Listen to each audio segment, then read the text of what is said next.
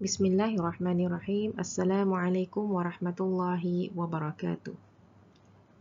Hari ini mata pelajaran kita ni ialah pelajaran Tauhid dan kita ni masuk kepada pelajaran yang kedua iaitu mengenai dengan tajuk ajaran sesat di negara Brunei Darussalam. Dan sebelum itu, murid-murid bolehlah merujuk kepada buku teks Tauhid iaitu muka surat 6 hingga muka surat 8.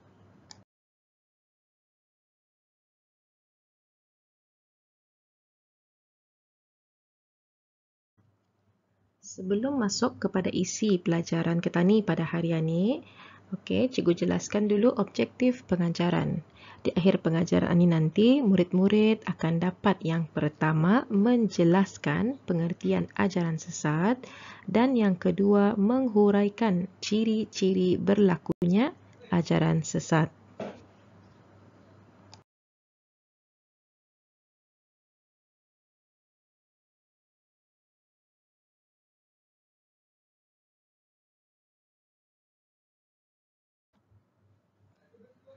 Mungkin murid-murid ada pernah mendengar mengenai dengan perkataan ajaran sesat. Namun, perlu kita ketahui apa sebenarnya yang dimaksudkan dengan ajaran sesat ini. Ajaran sesat ialah apa jua ajaran, kepercayaan, perbuatan atau amalan yang menyeleweng dan bertentangan dengan ajaran agama Islam. Cikgu ulang sekali lagi, apa yang dimaksudkan dengan ajaran sesat? Ajaran sesat ini ialah apapun jua ajaran, kepercayaan, perbuatan atau amalan yang menyeleweng dan bertentangan dengan ajaran agama Islam. Sekarang kita ni masuk kepada ciri-ciri ajaran sesat. Maksud ciri-ciri ajaran sesat ini ialah apakah yang dikatakan sebagai ajaran sesat. Macam mana asal-usulnya ataupun macam mana ianya dikatakan sebagai ajaran sesat.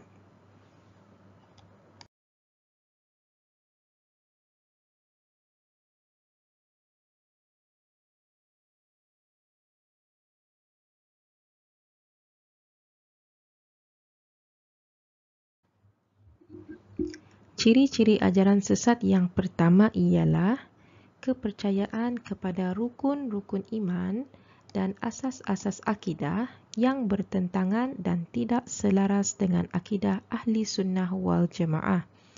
Seperti mempercayai adanya kitab lain yang menyaingi atau memansuhkan kitab suci Al-Quran.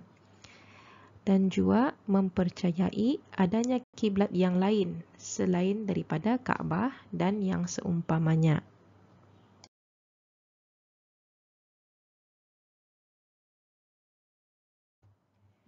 Ciri-ciri ajaran sesat yang kedua ialah mempertikaikan kebenaran Al-Quran dan juga Al-Hadis.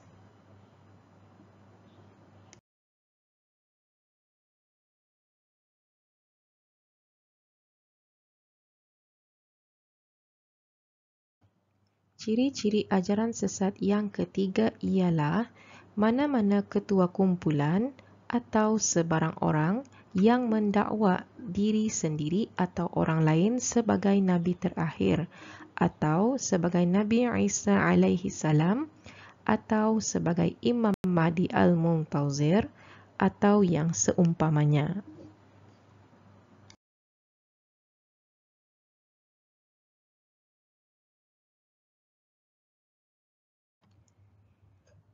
Seterusnya, ciri-ciri ajaran sesat yang keempat ialah kepercayaan kepada penyatuan beberapa agama terbesar di dunia sebagai agama yang sepatutnya menjadi anutan kepada umat manusia.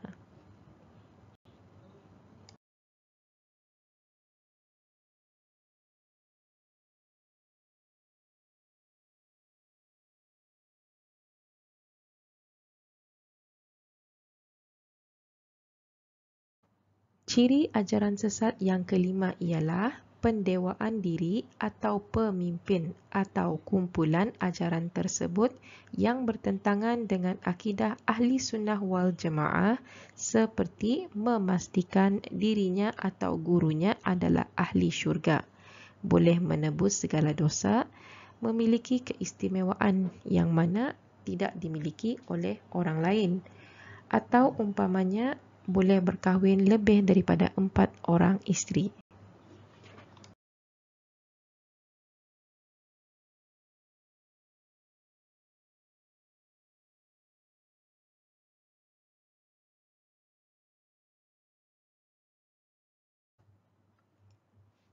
Ciri ajaran sesat yang keenam ialah mengadakan bid'ah atau pendapat baru yang bertentangan dengan akidah dan syariat seperti menghapuskan kewajipan berjihad, sembahyang Jumaat, puasa di bulan Ramadan, menunaikan ibadah haji ke Mekah dan yang seumpamanya.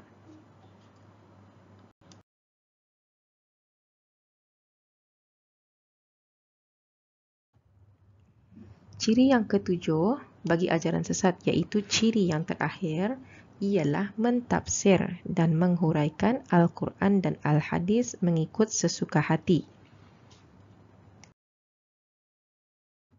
Alhamdulillah, selesai sudah sesi pembelajaran kita ni pada hari ini iaitu mengenai dengan ajaran sesat di negara Brunei Darussalam.